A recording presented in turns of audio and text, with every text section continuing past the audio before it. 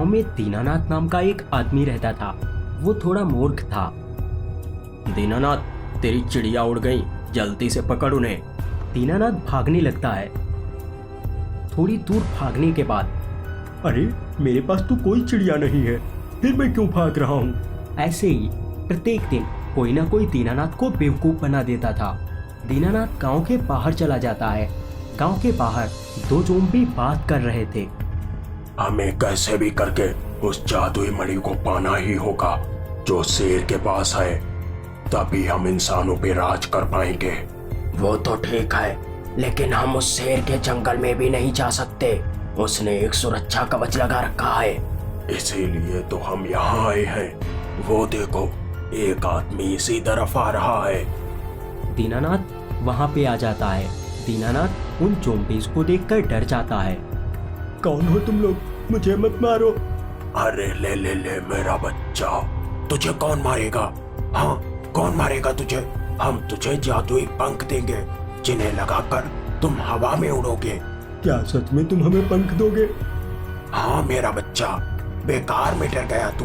अब चल हमारे साथ। ठीक है। वो ज़ोंबी दीनानाथ को अपनी बातों में फंसाकर अपने साथ ले जाते हैं। ज़ोंबी जंगल में पहुंच जाते हैं।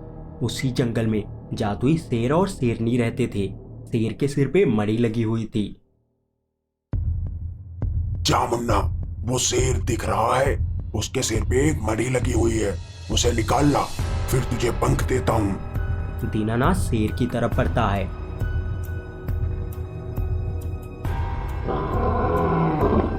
कौन हो तुम और यहाँ क्या करने आए हो? मुझे ज़ोंबी भैया ने भेजा है। तुम अपने सिर की ये मणि निकालकर मुझे दे दो। मूर्ख मानव, ये मणि तुम मनुष्यों की रक्षा के लिए ही है। वो दोनों दुष्ट ज़ोंबी कहाँ हैं? तब तक वहां पे दोनों ज़ोंबी प्रकट हो जाते हैं। दोनों ज़ोंबी अपनी शक्तियों से शेर पे हमला कर देते हैं। शेर भी हमला करता है। उनके बीच लड़ाई शुरू हो जाती है। ज़ोंबी अपनी पूरी शक्ति से शेर पे हमला करता है, जिससे शेर वहीं पे गिर जाता है। शेरनी, कुछ भी हो जाए, ये मणि इन दुष्टों के हाथ नहीं लगनी चाहिए। शेर उस मणि को शेरनी को दे देता है। शेर वहीं पे मर जाता है। ज़ोंबी शेरनी पे हमला करते हैं। टिंकू उसी जंगल में घूम रहा था। वो भागकर शेरनी के पास जाता है, जिससे वो शक्ति टिंकू को लग जाती है और टिंकू वहीं पे गिर जाता है। वो शेरनी टिंकू को लेकर वहां से गायब हो जाती है। ज़ोंबी भी शेरनी के पीछे गायब हो जाते हैं। शेरनी टिंकू को लेकर उसके गांव में पहुंच जाती है।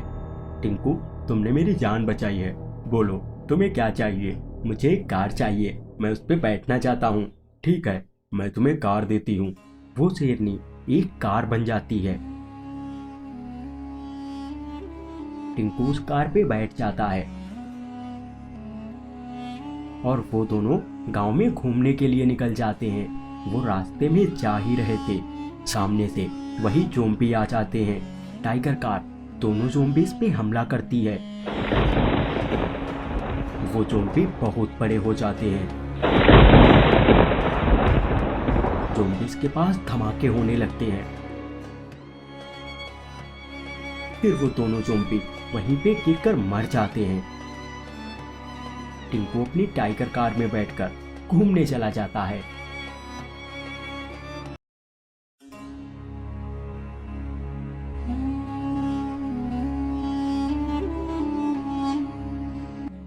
एक बार जंगल में दो कौवे उड़ते हुए जा रहे थे। भाई, ये कौन सी जगह है? बहुत खूबसूरत है और यहाँ इंसान भी रहते हैं। चलो हम नीचे चलते हैं। वो दोनों जमीन पे आ जाते हैं। दोनों कौवे सोने के बन जाते हैं। हमें अभी अपने रूप में वापस नहीं आना चाहिए था। ये इंसान बहुत लालची होते हैं, अगर इन्होंने हमें देख लिया तो पकड़ लेंगे। तभी वहां पे एक कुत्ता आता है और वो दोनों कौवों पे हमला कर देता है। दोनों कौवे घायल होकर वहीं पे गिर जाते हैं। अनुज वहां से गुजर रहा था। वो उनके पास जाता है। ये कैसे कौवे हैं? ये तो सोने के लग रहे हैं, अभी इन्हें घर ले जाता हूँ। अनुज उन्हें उठा लेता है और वहां से लेकर अपने घर चला जाता है। वो उन्हें पानी पिलाता है जिससे दोनों कौवे होश में आ जाते हैं। अनुज, तुम अच्छे बच्चे हो, मैं तुमसे खुश हूँ। अनुज इधर उधर देखता है। इधर उधर क्या देख रहे हो, मैं यहाँ हूँ। तुम तो जादुई कौवे हो। हाँ, मैं कौवा लोक में रहता हूँ। चलो तुम्हें वहाँ की सैर कराता हूँ। ठीक है चलो। वो कौवे बड़े हो जाते हैं। अनुज एक कौवे पे जाकर बैठ जाता है। कौवे उसे लेकर हवा में उड़ने लगते हैं। रास्ते में बाबूराव खड़ा था। वो तुरंत कौवे के पैर पकड़ लेता है और वो भी उन्हीं के साथ उड़ने लगता है।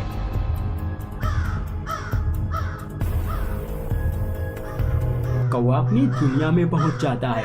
वो अनुज को नीचे उतार देता है। अनुज, तुम यहीं रुको, मैं अपने महाराज से इजाजत लेकर आता हूँ। वो कौवा वहां से चला जाता है। अनुज, ये हम कहाँ आ गए और ये कौवा बोल कैसे रहा था? कुछ तो गड़बड़ है। अरे कोई गड़बड़ नहीं है, ये जादुई कौवा है। तभी वहां पे एक शैतान कौवा आता है। इंसान हमारी दुनिया में अच्छा है, अच्छा है। इंसानों ने मेरे भतीजे कौवे को डंडा मारा था तुम्हारी दुनिया में। अब बोलो तेरे साथ क्या किया जाए, डंडा मारा जाए या तुझे खा लिया जाए? वो दोनों डर जाते हैं और वहां से भागने लगते हैं। कब तक खुद को बचाओगे जानी? हम कौवों को कब तक तड़पाओगे जानी? अब रुक भी जाओ। तभी सामने से कौवा महाराज आ रहे थे। उनका आधा शरीर कौवे का था और आधा शरीर इंसान का था। कौवा महाराज को देखकर, अरे महाराज यहाँ कैसे आ गए? अभी भाग लेने में ही भलाई है। वो कौवा डर जाता है और वहां से भाग जाता है। बच्चे, मुझे इस कौवे ने बताया तुम बहुत दयालु हो। अब मैं इनाम दूंगा और तुम दोनों को कौवा बना दूंगा। कौवा आदमी, हमें कौवा मत बनाओ, नहीं तो हमारी अम्मा हमें झाड़ू से मारेंगे। हम इंसान ही ठीक है। ठीक है, दोनों अपना हाथ आगे करो। कौवा महाराज उन दोनों को 2 सोने के कौवे की मूर्ति देते हैं, जिससे वो दोनों अमीर हो जाएंगे और फिर उन्हें वहां से गायब करके वापस भेज देते हैं। अगर आप ऐसी और कहानियां देखना चाहते हैं तो चैनल को सब्सक्राइब कर लीजिए।